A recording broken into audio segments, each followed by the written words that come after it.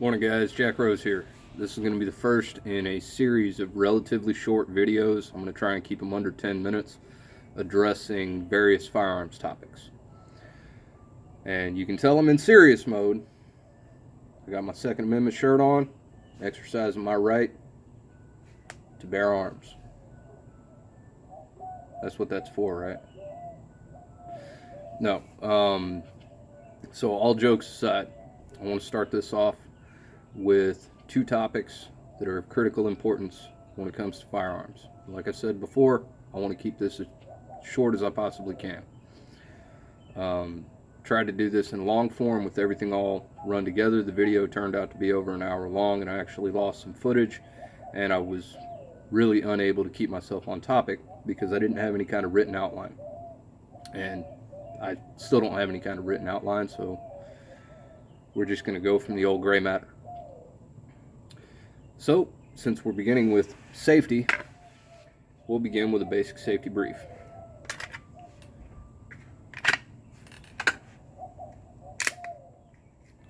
Weapon is clear, weapon is safe, no magazine, no round in the chamber. This is Jack's Beretta. In a future video, we're going to talk about how Jack's Beretta 92, is an assault weapon. But for now, we're just going to talk about safety. So rule number 1, treat every weapon as if it's loaded at all times. If everybody followed that rule, we would never have an accidental or negligent discharge. Unfortunately, people are not perfect. So we have rule number 2, keep your finger off the trigger at all times until you've identified your target, acquired your target in your sights, and you are actually ready to shoot. Until you've done that and you are ready to shoot, this should never touch this. Roger? Cool. Moving forward. Rule number 3. Always keep the weapon pointed in a generally safe direction at all times. There are probably 20 different ways that I've heard that phrased over the years. Never point the gun at anything you don't intend to kill. Never point a gun at anything you don't intend to destroy. Well, right this second, my gun is pointed at the tiles in between my feet. And I don't intend to put a hole in those tiles, but I would rather point the gun there than point it at myself. Makes sense? Cool. Moving forward. Rule number 4. You are and will be held accountable for every round you fire. With that in mind, anytime you have to fire your weapon, be aware of your target's foreground and background. Everything in between you and the target, everything beyond the target, within the range of your rounds, is important. There's an old saying that every round leaves the muzzle with an attorney attached. Well, these days, that's particularly true. So, if you're going to press that trigger, even if it's at a local outdoor gun range, make sure you know what's going on in the vicinity of your target, okay? So, safety brief complete. I could keep going with that for another 4 hours, but like I said, I'm going to try and keep this short. One of the topics that I've had brought up to me recently is whether or not we should have a national or a state level legislative mandate for firearms storage. Other countries have this, yada, yada, yada, yada. Jack's answer is no, because locks keep honest people honest, and if somebody really wants to steal your shit and they're determined, they're going to find a way, and the law ain't going to stop them anyhow because they're already breaking into your fucking house. Alright? Now, with that said, Jack is not against anybody owning a gun safe or a gun locker. Jack is not against people locking up their guns when they're not at home. Jack thinks that that is very responsible. Okay? But let's look at a couple of cases that have actually happened where guns in a gun locker are involved with school shootings, since this idea came about in the aftermath of yet another school shooting.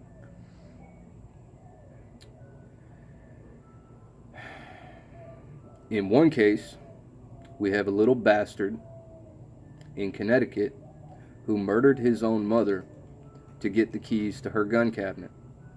He took her AR-15, he took her shotgun, and he took a couple of handguns, and he went and shot up a school. Now, I'm not going to get any further into the details of that particular case. What I want to focus on is the guns in the safe. They were in the safe. They were locked up. The reason that they were locked up is because she knew that he should not have access to them without her direct supervision. Okay? He murdered her and took them. Let's stop and think about that for a second. You think there's a law that would have stopped him from doing that?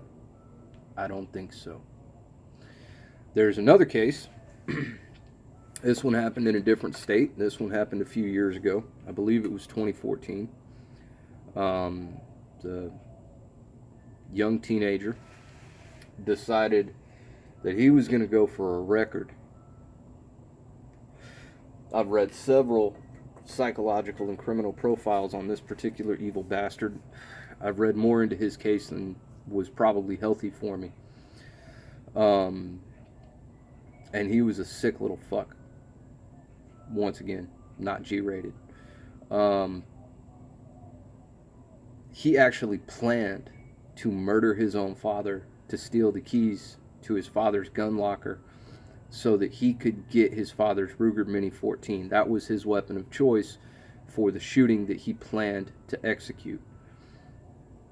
He did murder his father and attempt to get that gun. His father had hidden the keys to the gun safe well enough that he was not able to gain access.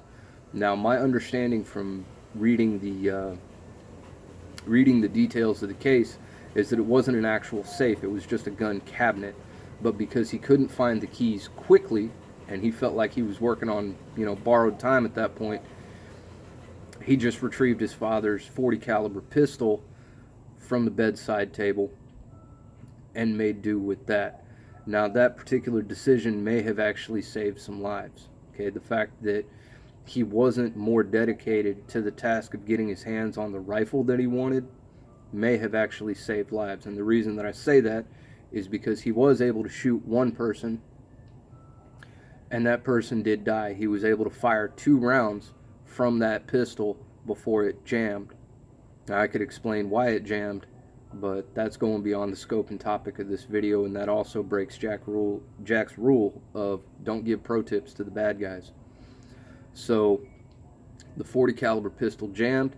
Only one person was actually shot, and this little bastard was apprehended quickly. Now, it's a good thing, but that doesn't mean that there needs to be a federal mandate for everybody and their mama to lock up their guns, and that doesn't mean that there needs to be an ATF regulation on what kind of gun safe or gun cabinet or gun locker that we should all have to use. Jack keeps his guns locked up when he's not home.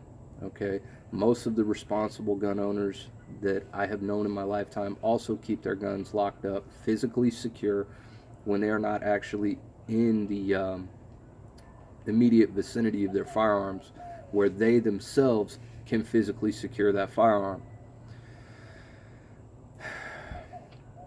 You start getting the government involved, okay? What are the dimensions of the safe that is required? What is the weight? What is the construction? Ultimately, it comes down to an issue of cost. What is that going to cost a person? Now, if you've got a guy who went out and bought a $350 revolver, and that is all that he can afford to defend his house, or a $300 shotgun, and that is all he can afford to defend his house, maybe he's got a gun cabinet, maybe he puts in the money, maybe he keeps his house locked up, maybe he keeps it in a locked closet, all right? But if the government mandates that he has to use a specific type of safe that meets certain requirements, and that falls outside of his budget, what's he supposed to do? Goes hand in hand with, as much as I don't like what we call Saturday night specials, mostly garbage guns, they're cheaply made, but it goes hand in hand with rulings that say that no, you can't say that these are illegal to manufacture, even though I would consider them garbage, and I would never buy, a Jennings 9mm. or a Sky 380. I think they're garbage. They're very, very cheap, but some people don't have the money to buy top tier equipment. Okay, that's all they can afford, and that's what they can get to defend their home. And look, it comes down to a risk assessment at the end of the day, and I think it's on each individual gun owner. You can't make this a state mandate. You can't make this a federal mandate. Locks keep honest people honest.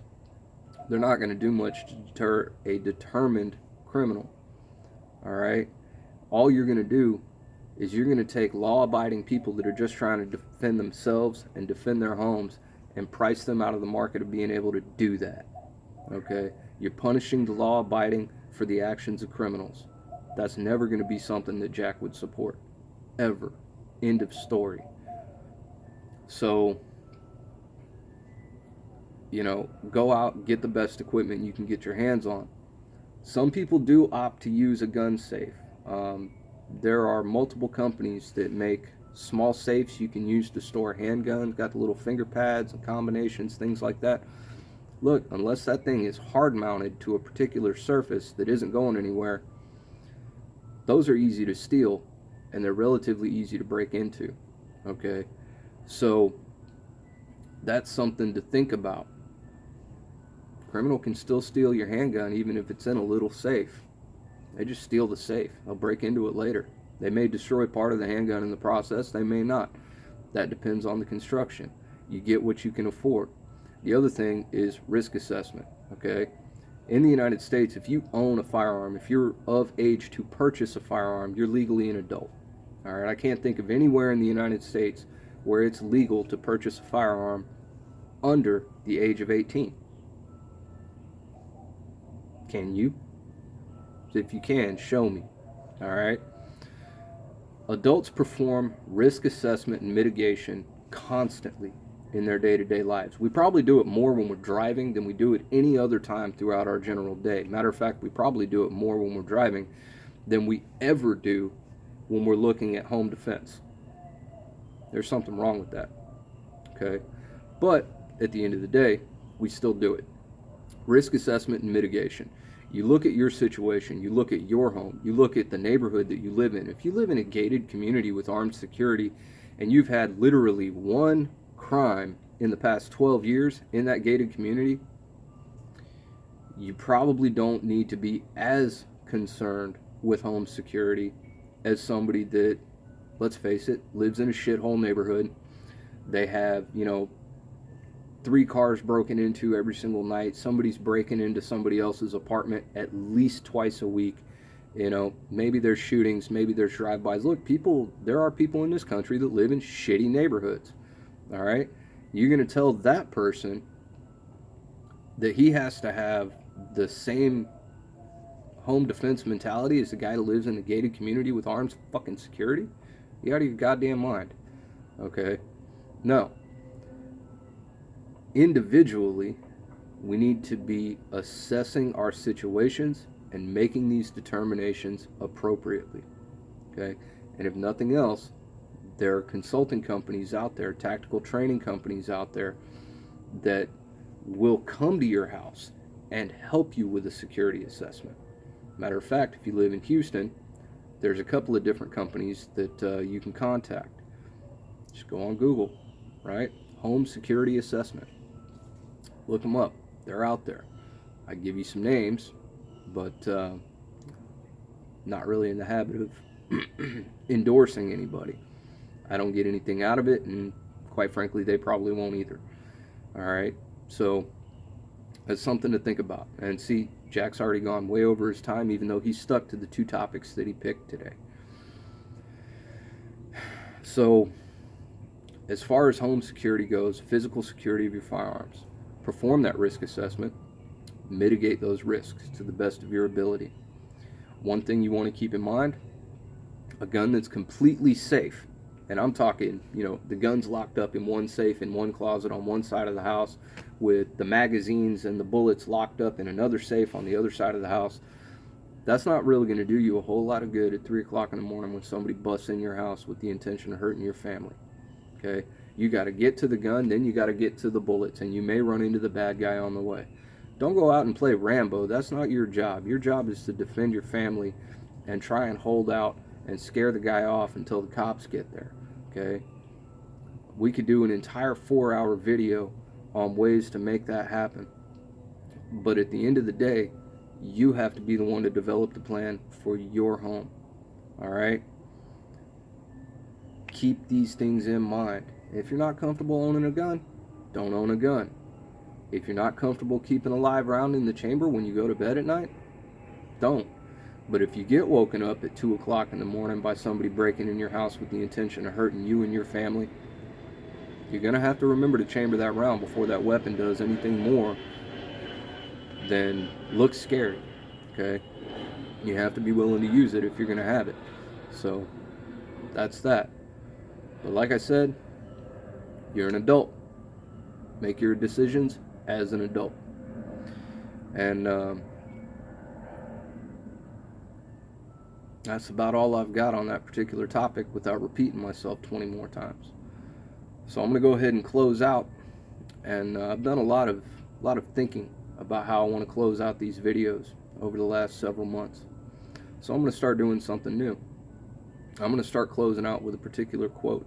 I've thought a lot about different ways to word this, that I didn't actually have to attribute this quote to where it came from, but I can't think of a better one. So, with attribution to Bill and Ted and their excellent adventure, yep, fire up that Wayback Machine. Be excellent to each other. If we all did that, the world would be a whole lot better place. Maybe we wouldn't need guns anymore, but that's a long way off in the future, and it ain't ever going to get here if we don't start. So, like I said, be excellent to each other. You can expect another relatively short video coming from me relatively soon. Have a good day, guys.